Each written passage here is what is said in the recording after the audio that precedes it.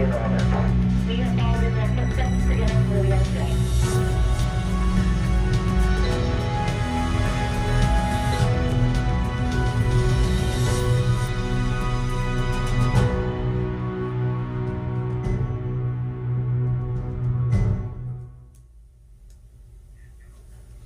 morning, I'm Faith Mackey with NASA's Office of Communications, and thanks so much for joining us. Participants in today's press conference will include NASA Administrator Bill Nelson, NASA Associate Administrator Jim Free, Program Manager at the International Space Station Joel Montalbano, as well as NASA's Commercial Crew Program Manager Steve Stitch. After brief opening remarks from each of our speakers, we will gladly take questions in the room and over the phones. Now we'll have our opening remarks from Administrator Nelson. Well, we're here for Crew-8, which is now the 9th launch of Crew. The first, Doug and Bob, having done the test flight. And this mission to the ISS really has a lot of exciting science that they are doing. There are some 200 science experiments. And a lot of the stuff dreamed of in the old days is just coming to fruition. The use of protein crystal growth, the medical research into the use and growing of stem cells in microgravity. All of these breakthrough research, not only toward helping find cures for cancer, but things like bone loss, osteoporosis, even some things having to do with medical research with regard to the brain. So I think we are at the point that we are just seeing the amount of time that a crew is able to dedicate themselves to the science experiments. We're finally seeing those experiments utilizing the property of microgravity coming into its own. I can get into detail on some of this, but just last week, as a matter of fact, we did a direct link up to talk with the crew about some of their scientific research. There are obviously a lot of other things that are going on here. We had the third private astronaut mission, and that increasingly is giving us science that they are conducting on the station. We put up a major scientific instrument, satellite spacecraft called PACE. PACE is very much a part of us understanding what is happening real time to the Earth. As we now have some 22 instruments up there in space that are measuring very specifically things. In the case of PACE, looking at how aerosols are affecting the climate, how dust particles are affecting, how plankton in not only the oceans but the freshwater are affecting the environment and the climate as we continue to get a very precise 3D understanding of exactly what's happening to our Earth. And then, of course, this past week, and as we speak, Intuitive Machines is still transmitting. They are going to have a press conference at 2 o'clock this afternoon. They can give you the specifics from their standpoint, but I can tell you that we are getting data from all 6 NASA instruments. And oh, by the way, one of those instruments was a LiDAR. And lo and behold, NASA came to the rescue, because when Intuitive Machines LiDAR went out, the ability to get down from lunar orbit and to land. Within 2 hours, the Intuitive Machines engineers figured out that they could get a patch to our NASA LiDAR instrument, and that's what successfully brought Odysseus down to the surface. So let's don't forget the remarkable 72 flights of the little helicopter on Mars, Ingenuity. It was like we were going to be lucky to get 5 flights, and that's all we expected. And here we ended up getting 72 flights, and it actually became a scout for the rover Perseverance on the surface of Mars. So that's my summary, Faith. Thank you, sir. Now I'll pass it over to Jim Free.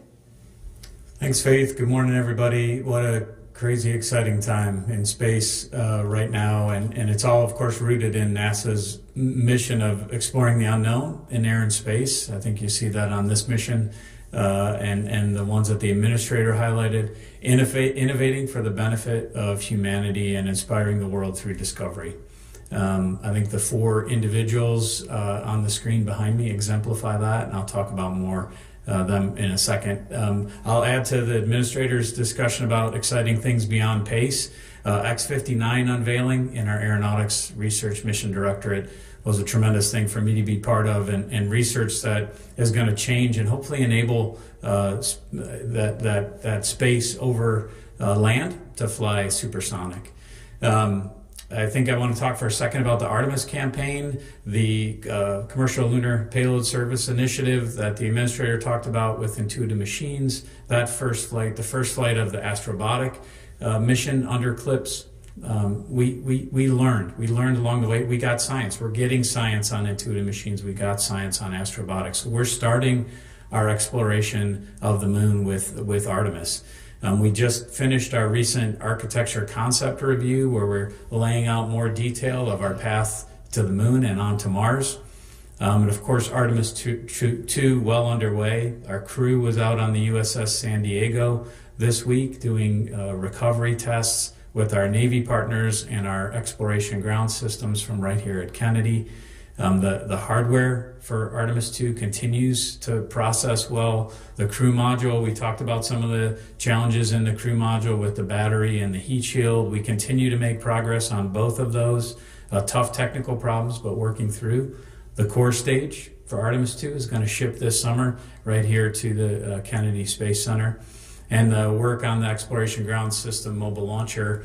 For those of you that are here, you can see that mobile launcher out at pad 39B as we continue to work to refurbish and test that. Artemis 3, our first landing mission, the work for that on the Space Launch System core stage, the welding is going well, and on all the pieces, working through the technical challenges that we have there, but going well. Our spacesuit development under Axiom for Artemis 3 had a recent run in the Neutral Buoyancy Lab at Johnson, and the crew module just a few miles from here for Artemis 3 continues to go well through its assembly. And our human lander, we talked about big milestones technically this year with our service provider there in SpaceX. Our next big milestone is the propellant transfer mission, so we're looking forward to that next Starship launch. International partner-wise, we brought on the United Arab Emirates to provide the airlock for Gateway, a huge capability that will be added to Gateway and another international partner on the program, and then the Artemis Accords with recent signatories by Uruguay and Greece.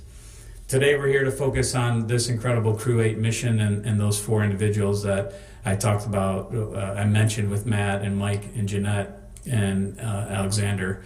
Their mission will continue to further our understanding of how humans learn and behave in space and their bodies respond. Our scientific exploration from station is incredible. We heard a great briefing at the Flight Readiness Review on eco-stress, which is a canopy temperature measurement to understand how we're affecting climate. And it's all critical to our lunar exploration. We need all of these to come together to understand how people and technologies and systems will behave when we go on longer duration missions. I want to personally thank the crew for their work, their sacrifice that they've made of their time to train and be ready for this mission, and certainly what they're going to do on orbit. And of course, our focus is always on flying safely. That is decisions that we leave to our technical teams, and that you'll hear from Joel and Steve here in a moment. But ultimately, that's our measure, is how safely we fly, and we take care of the people that have been entrusted to us.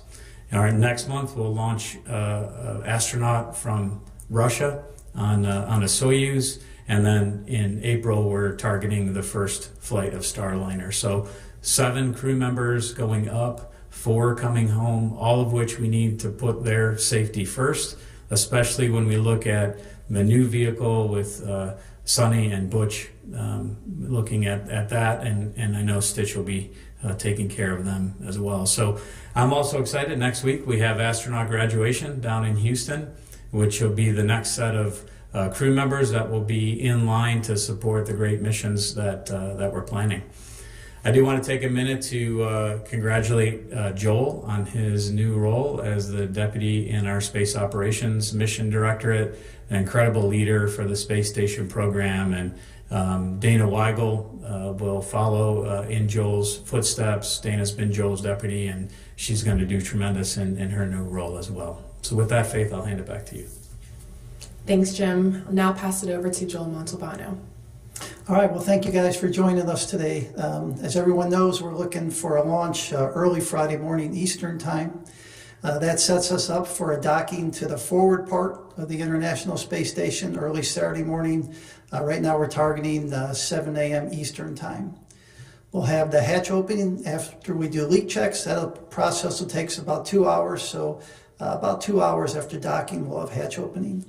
The Crew-8, Crew-7 handover will take about 5 days. We'll have 5 dock days of handover activities, after which we'll start watching weather and look for a landing opportunity for Crew-7. Crew-8 will stay on board the International Space Station until late August. As the administrator said, over 200 experiments in science and research, technology development, and commercialization of low Earth orbit. Soon after the undocking and landing of Crew-7, we'll turn our focus to the SpaceX Dragon cargo mission number 30, which will launch a few days after that. That vehicle will stay docked to the International Space Station about 30 days. We'll also have, as Jim mentioned, a Soyuz launch March 21st, and then the Soyuz landing on April 2nd. As we prepare for these missions, we're always looking at the space station systems. And I do want to give you an update. We've been watching the leak rate of there's an area in the aft end of this International Space Station that we've seen a leak, on a small leak. We have saw that leak increase about a week before the recent Progress launch and docking. And so the teams have been watching that. Currently the hatch is closed to that area. It's not an impact to Crew-8. But I didn't want anybody to be surprised if they heard about that later, and wanted to know that the teams are watching it. We're working with our Russian colleagues on the next step. Not an impact right now, the crew safety or vehicle operations, but something for everybody to be aware of. With that, I'll hand it back over to you, Faith. Thanks, Joel. And last but not least, Steve Stitch. Yeah, thank you, Faith, and thanks to all of you for being interested in human spaceflight and for following the Commercial Crew program. You know, we're very proud and excited to be part of our space endeavors and to support Joel and all the great science that happens on the International Space Station that the administrator talked about. That would not happen without our flights and without our crews. We're excited to be getting ready for the Crew-8 launch, still on track for 12:04 a.m. on March the 1st, our first launch opportunity. I talked after the flight readiness review about a couple of backup opportunities.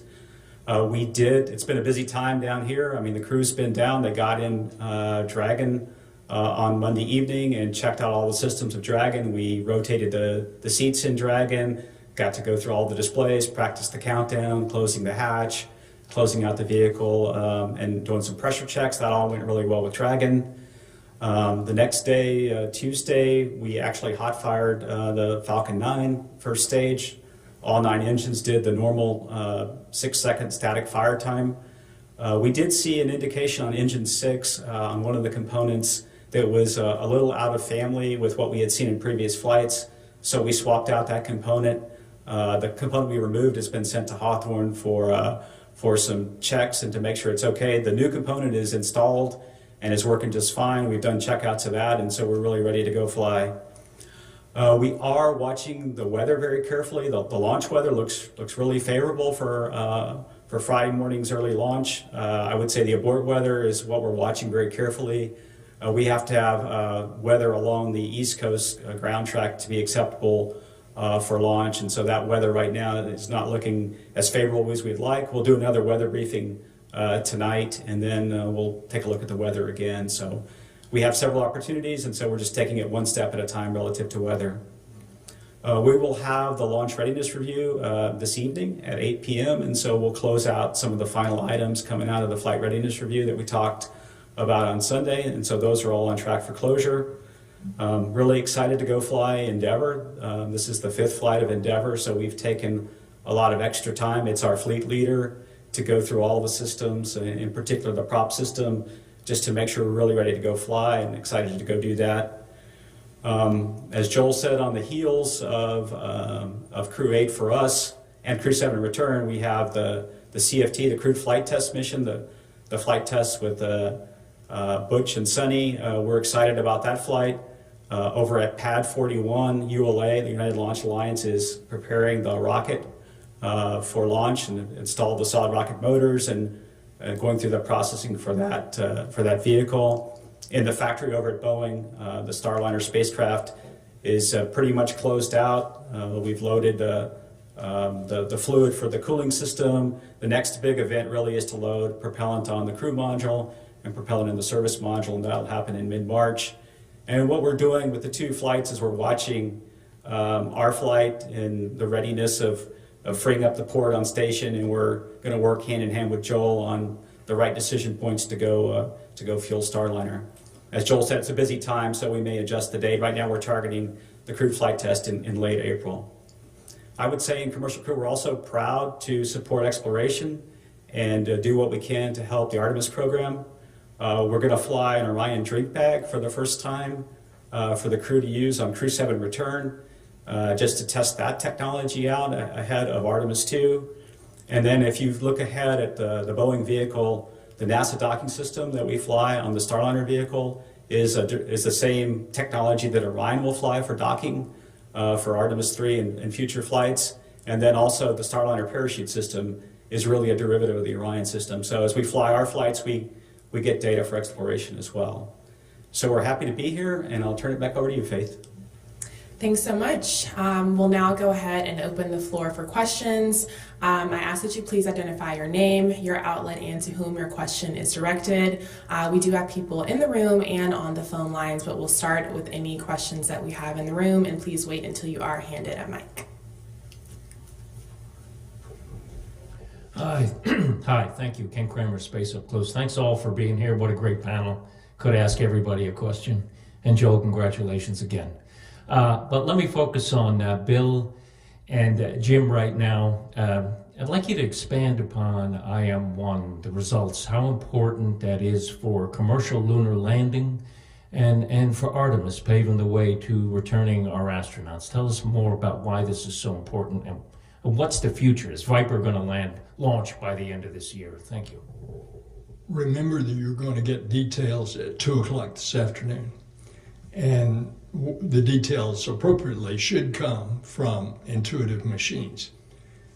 From NASA's standpoint, all of these commercial landing missions, CLIPS, become scouts for us before we land on a very hazardous part of the moon.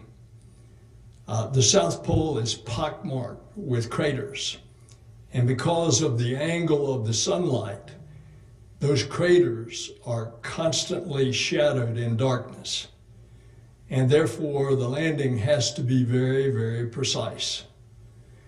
And so all of the data that we are going to get from these CLIPS missions before Artemis 3 ever touches down is going to be extraordinarily valuable.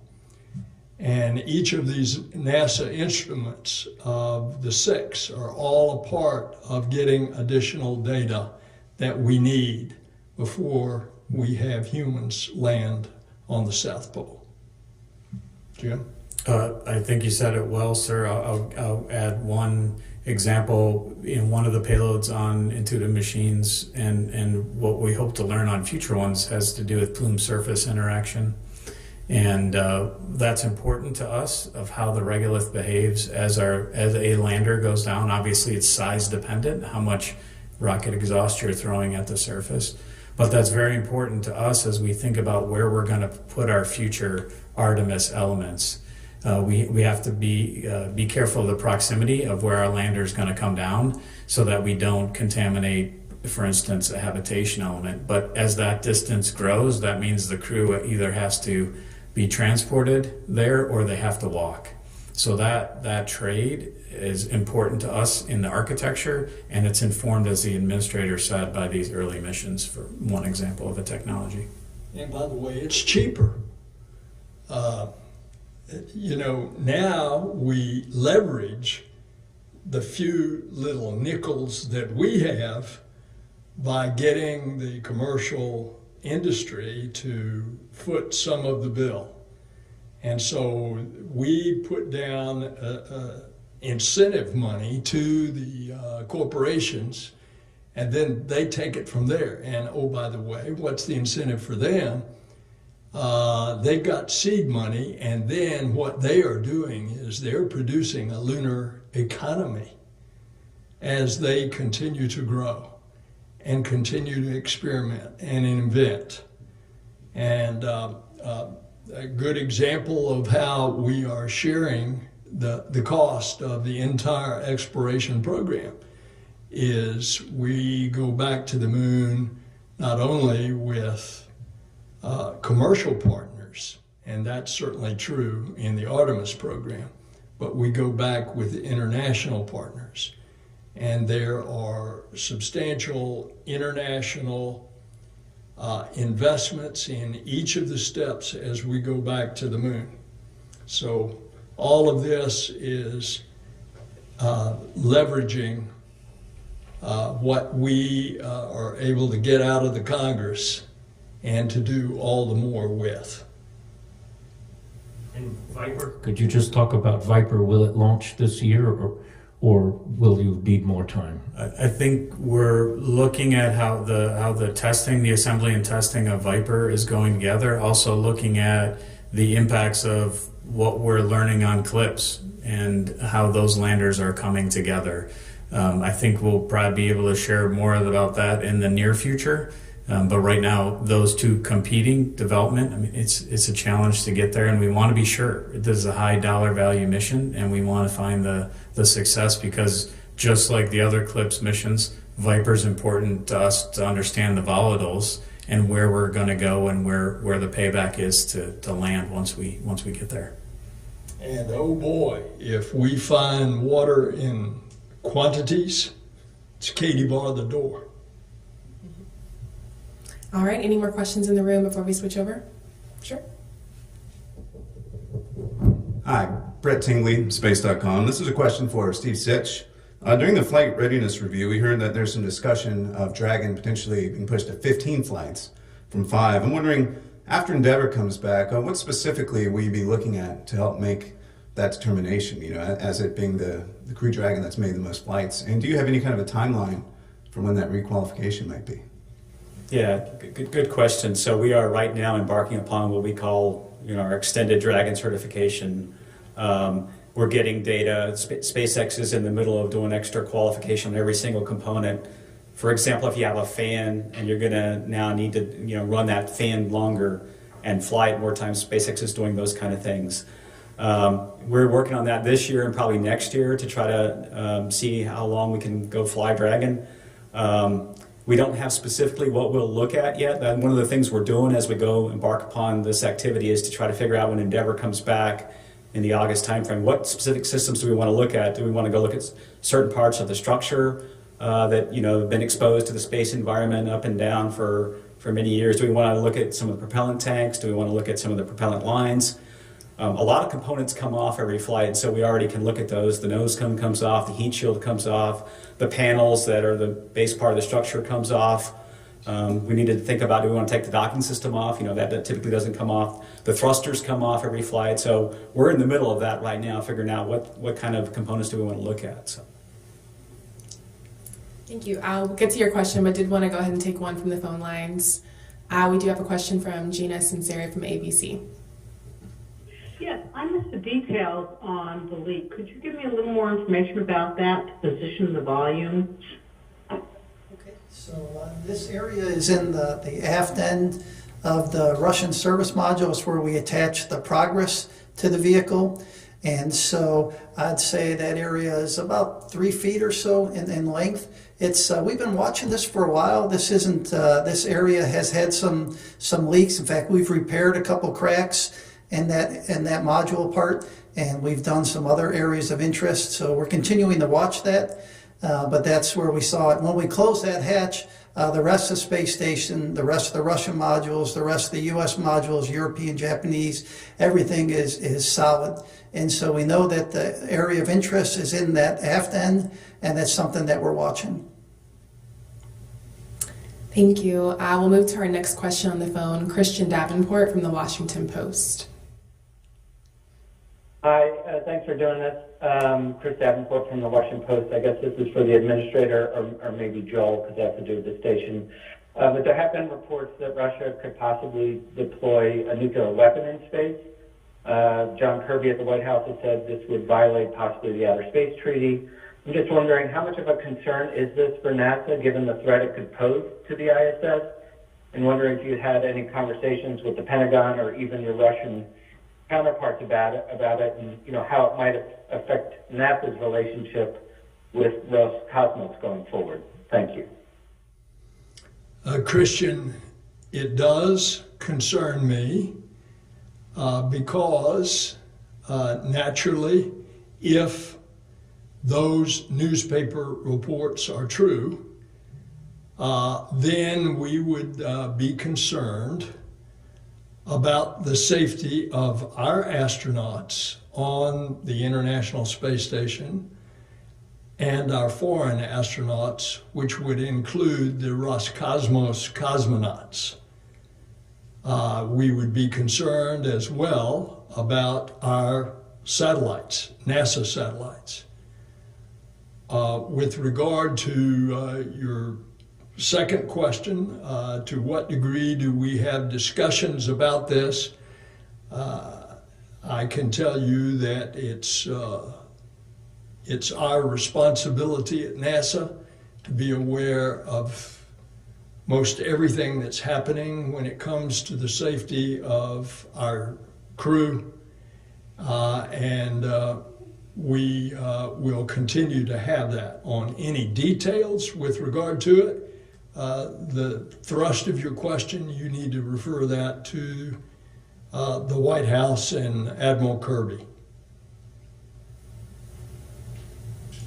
All right, we'll do one more phone before switching back over to the room. We have Marcia Dunn from the Associated Press. Yes, hi. If I might also ask the administrator about the Odysseus lander. Sir, I'm not sure a sideways landing would have been considered a success during the Apollo program, nor would a sideways landing by a future Starship on the moon. The Odysseus mission has had its share of challenges. If you could please put all these issues, challenges it's had into context on how America should view this mission, maybe a partial success. Thank you. Odysseus is a success. From NASA's point of view, there's a big difference on landing a crew and landing a bunch of instruments. And where the instruments, now we are in the Friday, Saturday, Sunday, Monday, Tuesday, Wednesday, we are in the 6th day of what was planned as an 8-day mission. and we're still receiving data. So from NASA's point of view, and we're getting data from all 6 of our instruments, and they'll tell you at 2 o'clock this afternoon the rest of the payloads on there and what data they're getting. I consider this, from NASA's perspective, a success. All right, gentleman in the back. Stephen Young with Spaceflight Now for Steve Stitch. You mentioned that the abort weather wasn't looking great. Could you maybe quantify that? Is it marginal no-go or solidly no-go? And also, could you talk a little bit about how you calculate the abort go, no-go weather? I understand it's pretty complicated, but if there's a way of you explaining that whole process across the entire downrange track.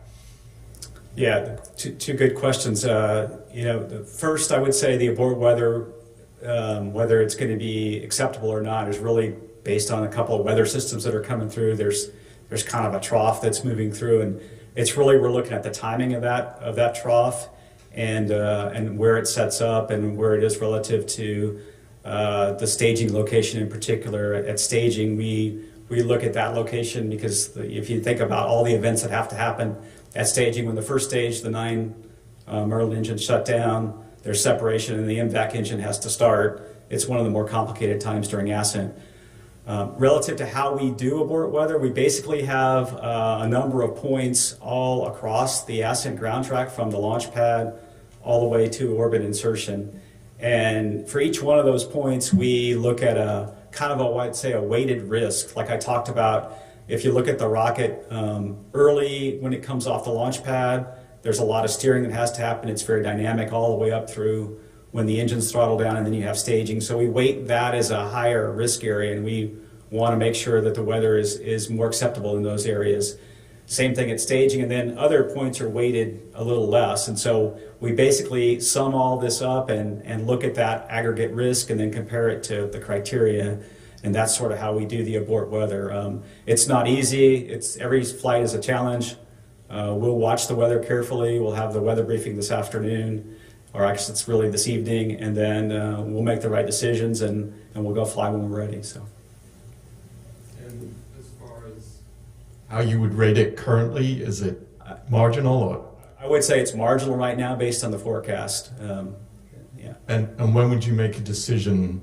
Would you make that abort weather decision early, or would you take that right down to the last minute? We'll have to look at how this trough is progressing and where this high pressure system that's causing the winds. Right now, there's a wind criteria at staging, and really the winds are what's mostly out of limits at staging. The vehicle is only designed to handle a certain amount of wind, and so we'll go look at the weather tonight and make a decision. Do we push the launch 24 hours at that point, or do we take it down further? And that's really going to be based on the weather models and the prediction of this trough, and then sometimes we'll take it all the way down to day of launch, and we just have to look at the data a little bit more. We had our first look, I guess it was last night, better look tonight with better models 24 hours out. Thanks for your question. Back over to the phone, we have Jeff Faust from Space News. Good morning. Quick question for Joel to follow up on the ISS leak. Can you quantify how much of an increase in the leak rate that you've seen recently, and what is NASA and Roscosmos doing to potentially address that leak issue? Thanks. Okay, so right now it's a little over 2 pounds a day, and before, about a week or so before Progress, we were tracking about 1 pound a day. And so what we're doing is, as you saw, when we had the Progress operations, we kept that hatch closed for about 24 hours after the Progress dock, just to let everything dampen out and go ahead and watch and see if anything's changed. Nothing changed. We opened that hatch. We had the Russian cosmonauts went in there and emptied the majority of the cargo in the Progress vehicle in a little less than 5 days, and then we close that hatch. So right now that hatch is closed. It's expected to be closed until early April, and we're working with our Russian colleagues on the next steps and kind of what we're going to do. You know, when's the next time you open it? How long do you want to keep it open? Once you go in there, what do you want to look at, et cetera, et cetera. So those are the steps that we're working with our Russian colleagues. Next on the phone, we have Jonathan Seri from Fox News. Yeah, thanks so much for doing this. My question is for Steve Stitch. You had mentioned weather concerns regarding the East Coast ground track. If you could go into a little more detail, what is the ground track? Is it multiple locations? How does it work? What type of weather does it require? Thank you.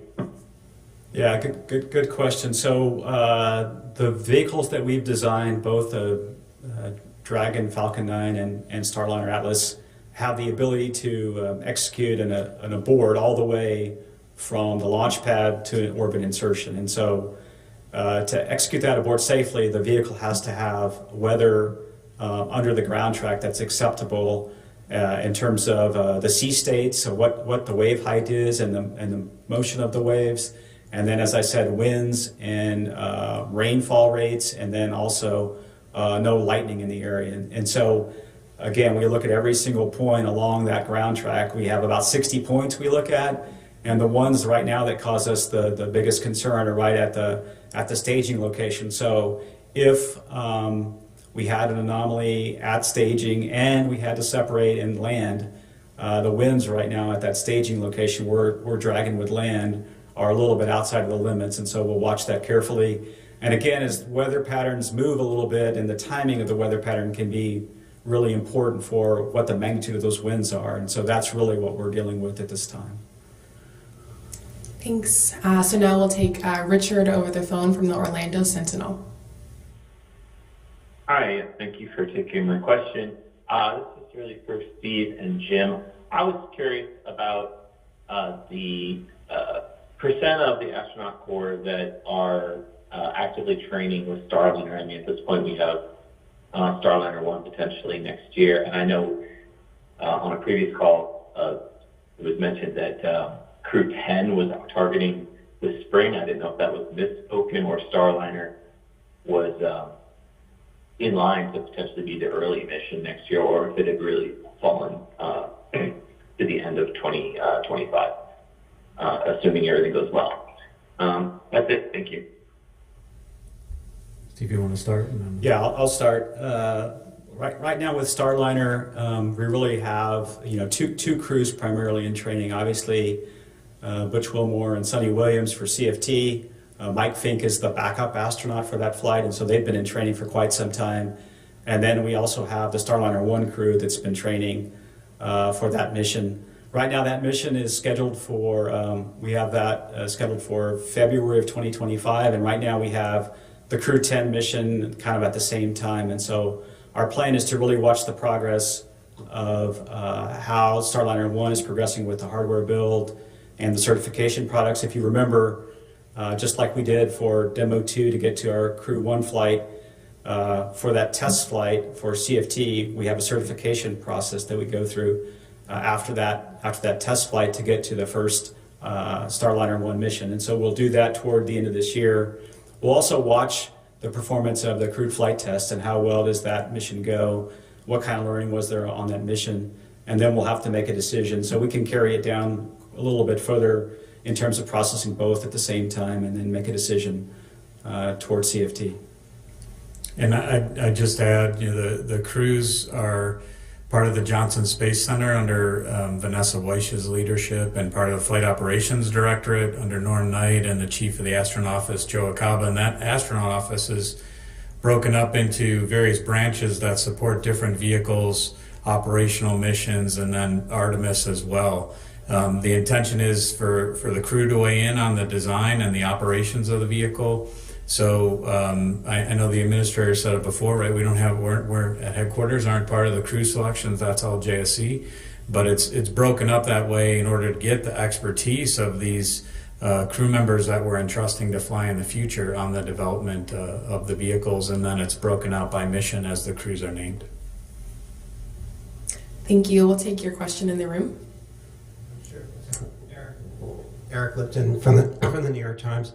Just wanted you to reflect upon the fact that here we're at the 9th flight of the Dragon for the Commercial Crew program, and March 12th you're talking about having the 30th commercial resupply mission, and just to for the administrator to reflect upon the the routineness of this. I mean, of course, there's always risk associated with every flight, but just to reflect upon where we're at in terms of commercial space, providing this role for NASA. If you could just pause and reflect upon this moment we're at right now.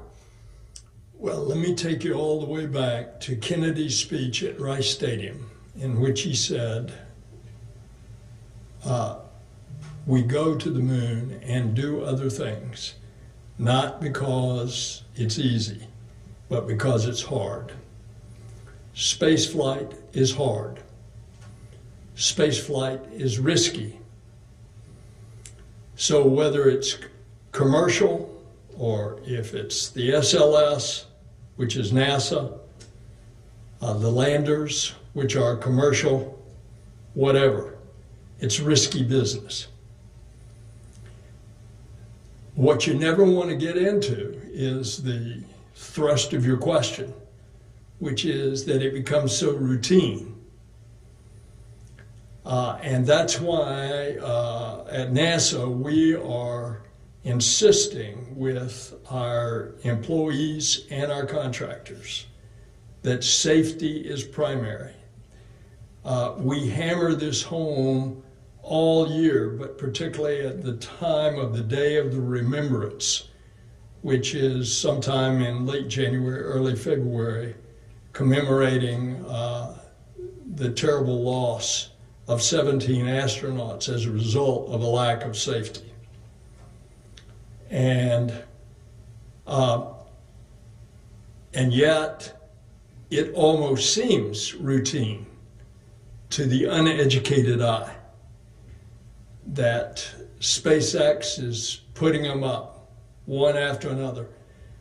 This past year, SpaceX has launched almost 100 launches. I expect that next year they're going to well exceed 100 launches.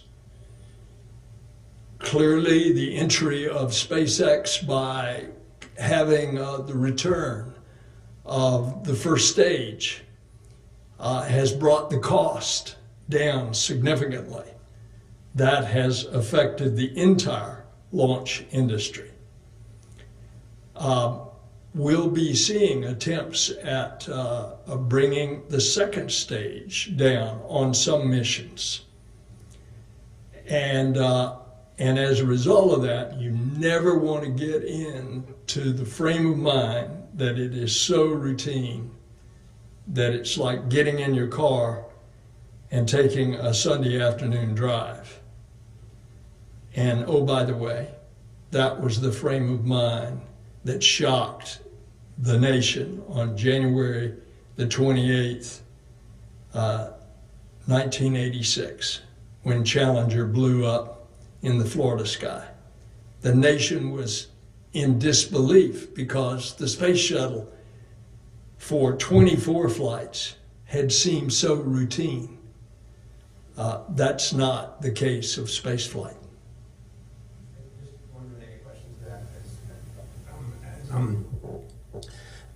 SpaceX continues to work on Starship, which is future planned use for the moon landing. As you watched, with their first launch attempt and the damage that occurred there on the ground in South Texas, I mean that they're working towards delivering a vehicle for NASA in part. Was that a matter of some concern to you to see the launch pad kind of destructed and debris blown out into the area outside of the land that SpaceX controlled? If that were pad 39A, I would be concerned. But this is a whole different way of experimentation and building rockets that SpaceX uses. And they learn lessons. So they redid the pad. They have learned with each of those 3 flights out there. They have, 2 flights coming up on the 3rd. they've learned lessons. And that's the history of the Falcon 9. They started out with the Falcon 1, and it'd blow up, and they'd fly it again, and they'd figure out what happened to the first one, and they'd figure it and fix it. And look at what has resulted. They had one either commercial launch or something that blew up after it had, and they realized they had mistakes there. They fixed that, and they've had this enviable record. But every time we launch, it's white knuckle time, and especially if humans are on top. Thank you so much for your question. We'll take our very last question from Jim Seigel at nasatech.net on the phone. Hi, everybody. Jim Siegel from nasatech.net. Thank you for taking my question. I was curious about the time that the astronauts are spending with their families and whether they, in fact, at this point in time are still with their families, and when will they say their final goodbyes to each other before the launch? Thank you. And so this is Joel. I'll start, and then anybody else can add. And so they are still spending every day some time with their families. As you know, we have a quarantine process, and the immediate family has quarantined with the crew members. And as Emily explained after the flight readiness review, we have grades of quarantine for other people that need to do and meet with the crew. So they'll say their final goodbyes up until they leave crew quarters. So when they leave crew quarters, they'll get into the cars and they'll be waving to their family and saying their last goodbyes. And then once they get on orbit, we have a pretty cool capability on the International Space Station where they can make a phone call to their families and actually anyone else they want to call. And so we keep good contact, making sure that the crew members and their families are tied up, not only pre-launch, but during their mission is really important to NASA, and it's something that we've excelled at. By the way, I'd like to put an amendment to your question. It's not a final goodbye. It's a see you in 6 months. Well, that's a great way to wrap up for today. I want to thank all of you for joining, thank our participants, and for those of you who asked a question. Shortly after we conclude this morning, you can listen to a replay of the press conference online. Thank you again for joining us. Crew-8 launch coverage begins Thursday at 8 p.m. on nasa.gov/TV and NASA Plus. So we look forward to you joining us, and go Crew-8.